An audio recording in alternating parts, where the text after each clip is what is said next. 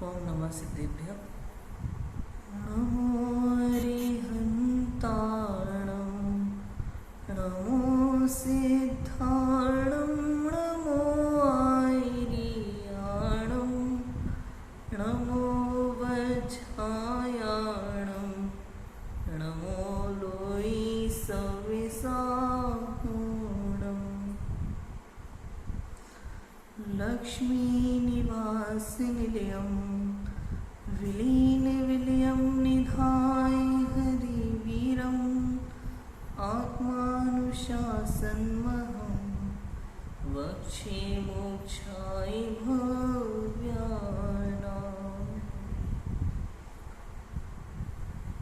आत्मानुशासन ग्रंथ, इसके रचयिता आचार्य गुणभद्र स्वामी हैं। कल हमने मंगलाचरण किया था इसका और समझा था मंगलाचरण में किसे नमस्कार किया गया है कि वीर भगवान को, अंतिम शासन नायक तीर्थंकर वर्धमान स्वामी, महावीर स्वामी वीर भगवान को नमस्कार करते हुए उन्होंने उनके गुण बताए कि ऐसे वीर प्रभु जिनमें लक्ष्मी निवास निलयम, जिनमें लक्ष्मी निवास करती है, जो लक्ष्मी के रहने का स्थान है। कि कौन सी लक्ष्मी के रहने का स्थान है? कि गुण रूपी लक्ष्मी के रहने का स्थान है। इसमें केवल ज्ञान, निर्वाण इत्यादि जो अनंत गुण आत्मा के होते हैं, ऐसे गुण रूपी लक्ष्मियाँ जिसमें रहती हैं, ऐसे निलय रूप वर्धमान स्वामी, उनको उन्होंने नमस्कार किया और उन वर्धमान स्वामी को हृदय में विराजमान करके निधाय हृदय वीरम, हृदय में विराजमान करके अर्थात उनकी विनय करके, उनके प्रति सम्मान भाव जागृत करके, उनके प्रति कृतज्ञता प्रकट करके, उनको परम गुरु स्वीकार करके और उनकी बात को आत्मानुशासन नामक ग्रंथ में लिख रहा हूँ, ऐसी प्रतिज्ञा करते हैं। मंगलाचरण में वीर भगवान को नमस्कार करते हैं, उनके प्रति विनय भाव प्रकट करते हैं और उन्हीं के द्वारा कही हुई बात को आत्मानुशासन ग्रंथ के माध्यम से वो यहाँ लिखते हैं। आत्मानुशासन ग्रंथ, जैसा कि कल मैंने बताया था कि जैसे नीति के श्लोक लिखे गए हैं पहले संस्कृत में, जो संस्कृत के पाठ्यक्रम में भी होते हैं, जैसे भर्तृहरि के श्लोक हैं, नीति वाक्यम सुभाषितानि वगैरह हैं, ऐसे ही आत्मानुशासन ग्रंथ जैन धर्म का नीति श्लोक है। एक तरह से नीति शतक जैसा है, नीति शतक, जिसमें चरणानुयोग की बातें हैं, सिद्धांत की बातें हैं और ऐसी ऐसी बातें हैं जो बचपन से लेके बुजुर्ग तक को सभी को सीखने योग्य है। और इस ग्रंथ की एक विशेषता और ये है कि इसमें एक एक श्लोक अपनी अपनी स्वतंत्रता को लिए हुए हैं, अलग अलग। मतलब ऐसा नहीं होता जैसे ग्रंथ में ऐसा होता है ना, एक गाथा से दूसरी गाथा, दूसरी गाथा से तीसरी गाथा मैच करती हुई चलती है और सीधा बाद में पढ़ेंगे तो शुरू का समझ में ना आए। इसमें ऐसा नहीं है, कोई भी श्लोक उठाओ और उसे पढ़ लो, उसे याद कर लो। सब श्लोकों का अलग अलग भाव है, अलग अलग अर्थ है ना। आज दूसरा श्लोक हम देखते हैं, पहला हमने देखा था कल। दूसरा श्लोक हेडिंग पढ़ते हैं, देखो क्या लिखा है। पाप नाशक और सुखदायक का उपदेश। क्या लिखा है? पाप नाशक और सुखदायक का उपदेश।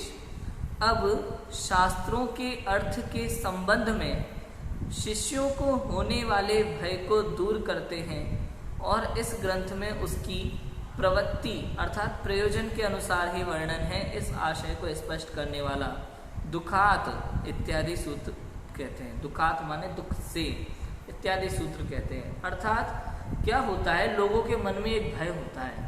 जब जब शास्त्रों की बात करते हैं ना, तो लोगों को लगता है यार नियम कायदे कानून और 50 तरह की बातें सिखाने वाले हैं, अपने काम की बात नहीं है। हमें क्या चाहिए? हमें चाहिए मजा, हमें चाहिए आनंद, हमें चाहिए सुख। यही चाहिए, सब हर जीव को यही चाहिए, यही चाहता है। जो भी काम करना चाहता है उसका प्रयोजन क्या होता है कि हमें मजा आना चाहिए, हमें सुख मिलना चाहिए, हमें आनंद मिलना चाहिए।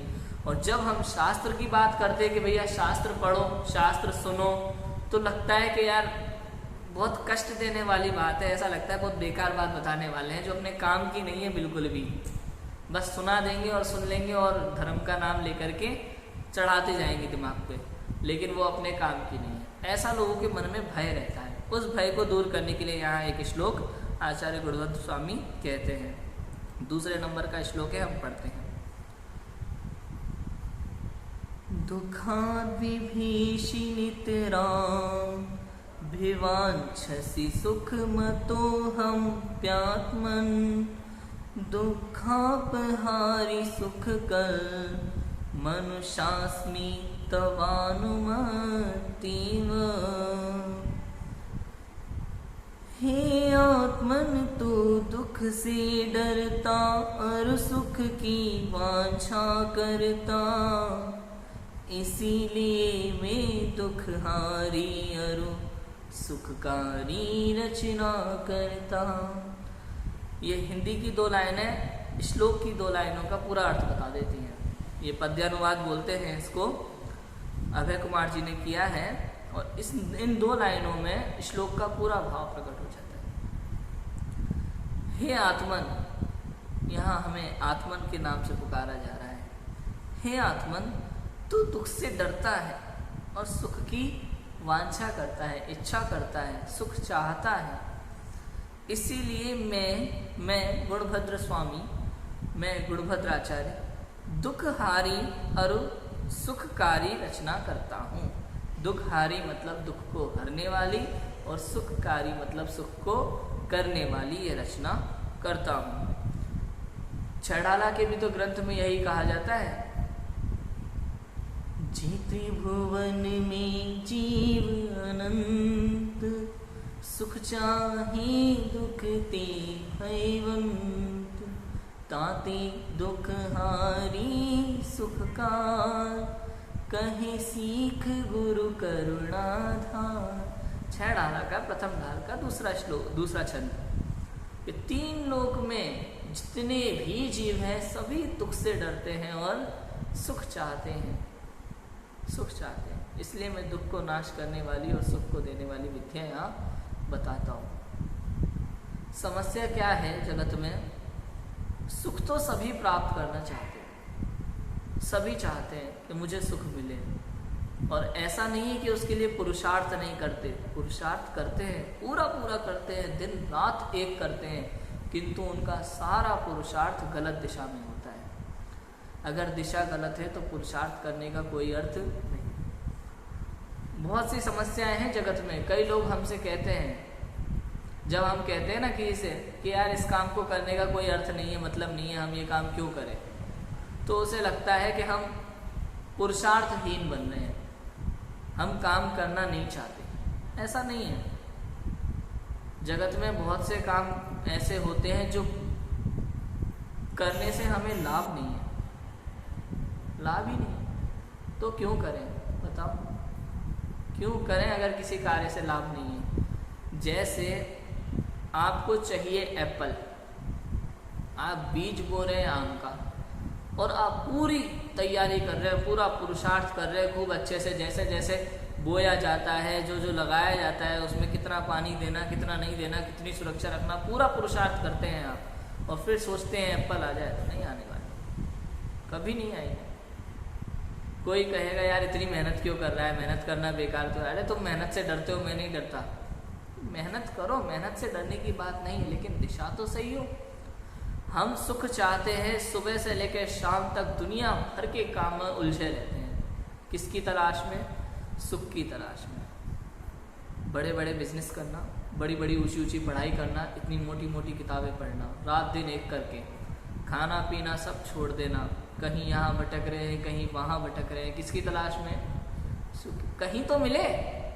कोई सोचता है कि मैं सरकारी नौकरी मिल जाए तो मैं सुखी हो जाऊँगा। कोई सोचता है मैं नेटवर्क मार्केटिंग में ऊंचा मुकाम हासिल कर लूँगा तो सुखी हो जाऊँगा। कोई सोचता है मैं अपना बिजनेस कर लूँगा तो मैं सुखी हो जाऊँगा। पता नहीं क्या क्या सोच करके बैठ जाते हैं कि मैं सुखी हो जाऊँगा। कोई सोचता है मैं जुए में पैसे कमा लूँ तो सुखी हो जाऊँगा शॉर्टकट से। कोई सोचता है मैं शेयर मार्केट में लगा दूँ तो सुखी हो जाऊँगा शॉर्टकट से। पता नहीं कितने रास्ते चुनते हैं लोग सुखी होने के लिए, किंतु सही रास्ता क्या है वो मैं इसमें बताने वाला हूँ। वो ये कह रहे हैं कि अनादिकाल से ये जीव अनेकों रास्तों में उलझा हुआ है पता नहीं कितने प्रयत्न कर चुका सुख के लिए। हर गति में हमारी अनेक दयनीय दशा हुई है।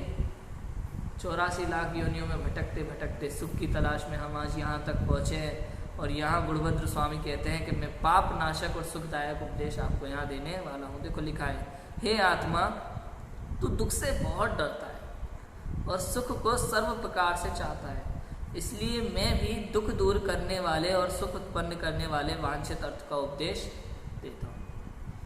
पूरे में आगे ये आने वाला है, आगे बहुत सारे जो श्लोक आएंगे ना, उसमें सब में ऐसी बातें आएंगी जिससे आपका दुख दूर हो सके।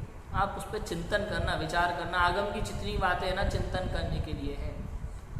अपने सुमत प्रकाश जी भाई साहब बहुत अच्छी बात कहते हैं, जो शायद आपको तो पता भी है राजू भाई, वही वाली बात। कौन सी? स्वाध्याय मत इतना करो, बढ़ाओ मत, दिन रात ग्रंथों में उलझो मत। कोई भी एक पैरा उसको चिंतन करो, समझ लो, उसको समझो, उसका चिंतन करो, उसको गहराई में उसका अनुभव करो, तब जा कर के आनंद आएगा। ऐसे पढ़ पढ़ के कोई फायदा नहीं होने वाला। आप रट रट के रख दोगे, मैंने इतने ग्रंथ पढ़ लिए, इतने ग्रंथ पढ़ लिए, इतने ग्रंथ पढ़ लिए, कोई लाभ नहीं है। आप एक गाथा पकड़ करके उसको अनुभव कर लो। आत्मा को लोग समझना चाहते हैं आज के समय में। जो ग्रंथ पढ़ते हैं ना हम स्वाध्याय लोग, हम लोग आत्मा को समझना चाहते हैं। आत्मा समझने की वस्तु नहीं है, वो किसकी वस्तु है? अनुभव करने की वस्तु है। आप इसको समझने जाओगे तो कभी नहीं समझ पाओगे, उलझ जाओगे। जब जब हम आत्मा को समझने की कोशिश करते हैं तो मन में 1000 प्रश्न उठने लगते हैं, उलझ जाते हैं। आत्मा समझने की वस्तु नहीं है, वो तो अनुभव करने की वस्तु है ना। देखो लिखा है, कुछ भावार्थ लिखा है। कुछ लोग इस भय से शास्त्र का अनादर करते हैं, अर्थात उनका अध्ययन नहीं करते कि श्री गुरु हमें सुख छोड़कर कष्ट साधन का उपदेश देंगे, परंतु ऐसा भय करके तू शास्त्र का अनादर मत कर। तेरा अभिप्राय दुख दूर करने का और सुख प्राप्त करने का है, उसी प्रयोजन से हम तुझे सुखी होने के सच्चे उपाय का उपदेश देते हैं। देखो क्या डरा हुआ है पूरी तरह से, उसे ऐसा लग रहा है, भावार्थ में यही कह रहे हैं, उसे ऐसा लग रहा है कि ये मुझे कोई ऐसा उपदेश देने वाले हैं, कटु उपदेश, नियमों में बांधने वाले हैं, जिससे मेरी हानि हो, जिससे मुझे अच्छा ना लगे, मुझे बेकार लगे, ऐसा उपदेश देंगे। बचना चाहते हैं लोग शास्त्रों की बातें सुनने से, लोग विद्वानों के पास बैठने से बचना चाहते हैं कि फालतू का ज्ञान छड़ेंगे अगर, उन्हें ऐसा लगता है, किंतु ये गलत है। ये आत्म सुख की बात है, सच्चे सुख की बात है। एक बार ये बात किसी जीव के कान में पड़ जाती है ना, तो समझ लो उसके अनंत भवों के दुखों का कष्ट अब खत्म होने वाला है। एक बार समझने की बात है। और जो व्यक्ति इन बातों को समझने के बाद भी भुला देता है, लोक व्यवहार में, लोक के चक्कर में उलझ जाता है, वो चला जाता है। लोक व्यवहार मतलब समझे? लोक व्यवहार का अर्थ मिथ्यात्व। लोक व्यवहार का अर्थ मिथ्यात्व मतलब बहुत समझने की चीज़ है। लोक व्यवहार का अर्थ मिथ्यात्व मतलब ऐसा मत लेना कि लोक में आप जो चल रहा है उस कुछ भी क्रिया करें तो उसका मतलब मिथ्यात्व है, वैसा नहीं। लोक व्यवहार का अर्थ मिथ्यात्व मेरा कहने का मतलब है कि लोक में ऐसी मिथ्या मान्यताएं जिसके कारण से हम सम्यक दर्शन, सम्यक ज्ञान, सम्यक चारित्र के मार्ग से दूर हो जाते हैं, वो लोक व्यवहार मिथ्यात्व। जिस मिथ्यात्व को लोग लोक व्यवहार के नाम पर आगे बढ़ाते हैं, मैं उस लोक व्यवहार की बात कर रहा हूँ। समझ में आया?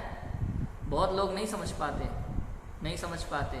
थोड़ा समझाऊं, क्लियर करूं? बहुत मुश्किल है थोड़ा, लेकिन क्लियर करना पड़ेगा, मैंने बोला है तो। जैसे वर्तमान में क्या होता है, जन्मदिन मनाना। जन्मदिन क्या है? क्या है जन्मदिन? आत्मा का कभी जन्म नहीं होता, और शरीर पर्याय का तो प्रति समय जन्म मरण होता है। प्रति समय जन्म मरण होता है। जन्मदिन आप किसका मनाना चाहेंगे बताइए? किसके जन्म मरण की बात करते हैं? जब हम पूजन करते हैं तो क्या बोलते हैं? ओम ह्रीम श्री जन्म जरा मृत्यु विनाशाय जलम निरूपामिति स्वाहा। और जब जन्मदिन आता है तो उसका उत्सव मनाते हैं। तो क्या आप भगवान से छलावा कर रहे हैं मंदिर में आकर के? कि हे प्रभु मेरे जन्म मरण का अंत करो, मुझे जन्म मरण से दुख होता है, और यहाँ आप हैप्पी बर्थडे मना रहे हैं। तो ये तो दो बात हो गई ना एक तरह से, या तो आप पूजन में जन्म मृत्यु के नाश की बात मत करो, या फिर ये जन्म का उत्सव मनाना छोड़ो। ये होती हैं लोक व्यवहार, मिथ्यात्व के नाम पे लोक व्यवहार चलाना, उसे उत्सव का रूप देना, उसे खुशी का अवसर मानना, ये मिथ्यात्व है। तो जन्मदिन पर क्या करना चाहिए? बहुत बड़ी चर्चा है, मैं बता सकता हूँ, लेकिन जन्मदिन पर क्या करना चाहिए, इसे कैसे मनाना चाहिए इस दिन को, कि अगर आप जन्मदिन को वास्तव में उत्सव मानते हैं ना, तो चूंकि हम जैन हैं, हमारे उत्सव कैसे होते हैं? 10 लक्षण, अष्टानिका, महावीर निर्वाण, महावीर जयंती, इन सब दिनों में हम क्या करते हैं? संयम से रहते हैं, व्रत उपवास करते हैं, पूजन पाठ करते हैं, स्वाध्याय करते हैं, मोक्ष मार्ग की खोज करते हैं, संसार से छूटने का उपाय करते हैं। ऐसे उपाय ही हमें जन्मदिन पर भी करना चाहिए। यही है एक तरीका। जन्मदिन के दिन हमें फील होना चाहिए, अनुभव होना चाहिए इस बात का कि ये जन्म मुझे इस जन्म मरण के अंत के लिए मिला है, उत्सव मनाने के लिए नहीं मिला।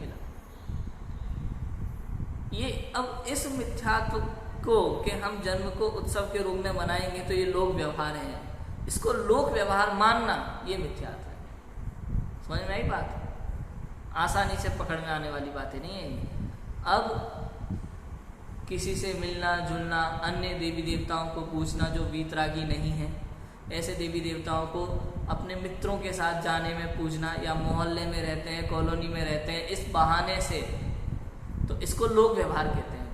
नहीं, मिथ्यात्व, लोक व्यवहार नहीं है। आप लोक व्यवहार के कारण से अगर कोई भी गलत काम करने के लिए आगे चल जाओगे और उसे कहोगे हम तो लोक व्यवहार की वजह से कर रहे हैं, तो ये गलत है, गलत है। लोक व्यवहार के कारण से आज हम पता नहीं कितने गलत रास्तों पर जा चुके हैं। जैन धर्म का जितना ह्रास हो रहा है ना, वर्तमान में जितना ह्रास हो रहा है, उसका सबसे बड़ा कारण अगर कोई है, सबसे बड़ा कारण, तो वो है ऐसी मिथ्या मान्यता जिसको आज लोक व्यवहार के नाम पे चलाया जा रहा है। नहीं समझ पा रहे हैं हम? देखो थोड़ा मुश्किल है, लेकिन समझना तो पड़ेगा।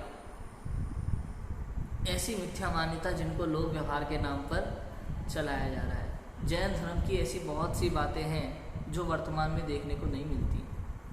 इतने गूढ़ रहस्य, देव शास्त्र गुरु का स्वरूप, जैनों का रात्रि भोजन का त्याग, अनछने जल का त्याग, नित्य देव दर्शन, ये सब आज नहीं दिखाई देता।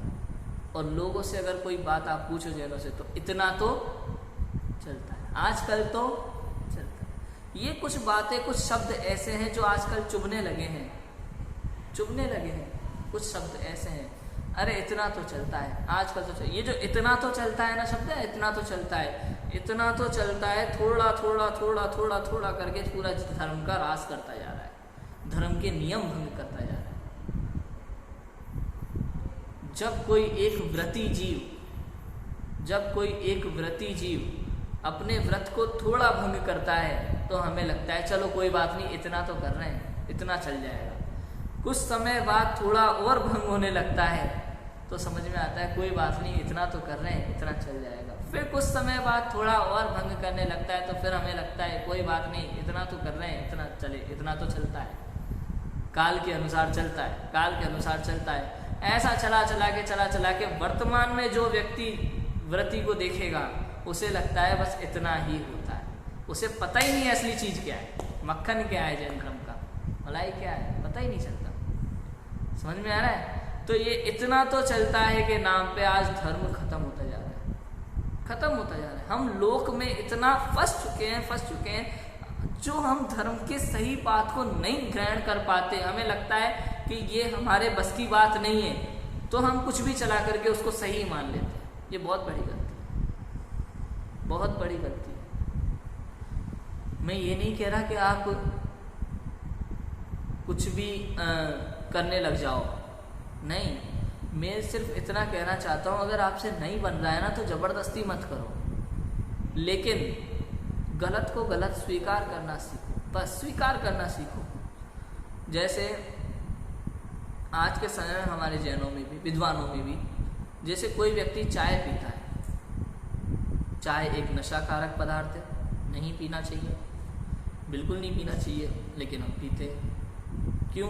नहीं रहा जाता, हमें उस चीज़ का व्यसन है, उसकी आदत है, तो हम पीते हैं। किंतु अब कहने लगे हम, एक विद्वान होते हुए, जैन दर्शन के विद्वान होते हुए हम ये कहें, अरे चाय पीने में क्या बुराई है, वो तो आजकल चलता है, फैशन है आज का, उसे पीने में कोई दिक्कत नहीं है। तो ये बहुत बड़ी गलती हो जाएगी। क्यों? क्योंकि आप शास्त्रों के ज्ञाता, आप एक विद्वान, आप जैन धर्म के स्वाध्यायी जीव, अगर आप ये बात कहते हैं कि चाय पीने में कोई बुराई नहीं है, वो तो चलता है, आजकल तो चलता है, समय के अनुसार बदलना चाहिए, ऐसा आपने स्वीकार कर लिया, इसका मतलब आपने धर्म की गलत शिक्षा लोगों में बांट दी। यहाँ आपकी परिभाषा गलत हो गई। समय चाहे कितना ही परिवर्तित हो जाए, आप उस व्रत की पालना कर पाओ नहीं कर पाओ, वो एक अलग बात है, लेकिन गलत को गलत और सही को सही कहना आपका कर्तव्य है। गलत को गलत मानना, सही को सही मानना आपका कर्तव्य है। एक बहुत अच्छा पॉइंट बोलता हूँ मैं हमेशा, अगर आप गलत को गलत नहीं समझते तो आप गलत हैं। अगर आप गलत को गलत नहीं समझते तो आप गलत हैं। समझना ही पड़ेगा, मानना ही पड़ेगा। अगर आप चाय पीते हैं तो पिए, कोई दिक्कत नहीं है, किंतु माने तो सही कि मैं गलत हूँ, मानो तो सही मैं गलत हूँ। हाँ, मुझे नहीं पीना चाहिए, जवाब होना चाहिए हाँ चाय पीना गलत बात है, ये एक नशाकारक पदार्थ है, और मेरी भूमिका में आकर के मुझे कम से कम चाय नहीं पीना चाहिए। लेकिन फिर भी ये मेरी कमजोरी है, मेरे चारित्र की कमजोरी है कि मैं इसे नहीं छोड़ पा रहा हूँ। ये मेरे लिए भी एक अफसोस की बात है, और हो सकता है भविष्य में मैं कोशिश करूँगा कि मैं इसका त्याग कर सकूँ। ये हमारा जवाब होना चाहिए, किंतु उसे सही मान लेना ये हमारी सबसे बड़ी भूल है। समझा है? तो इस तरीके से एक एक बात को समझना पड़ेगा बहुत बारीकी से। थोड़ी थोड़ी चीज़ों को गलत तरीके से प्रदर्शित कर देना, हमारा गलत तरीके से प्रदर्शित कर लेना या गलत तरीके से उसको स्वीकार कर लेना, यही जैन धर्म का रास बनता जा रहा है, खत्म होता जा रहा है। इसकी वजह से हमारा सच्चा जैन धर्म पीछे जाता जा रहा है। आज की पीढ़ी को पता ही नहीं चल रहा है कि वास्तविक जैन धर्म है क्या, और शास्त्र खोलने का समय नहीं मिलता। पढ़ाई और बिजनेस में हम इतने बिजी हैं कि शास्त्र खोलने का हमारे पास समय ही नहीं है, और जो दिखाई देता है वो सच नहीं होता। समझ में आया? तो इस तरीके से बारीकी से इसको समझना पड़ेगा।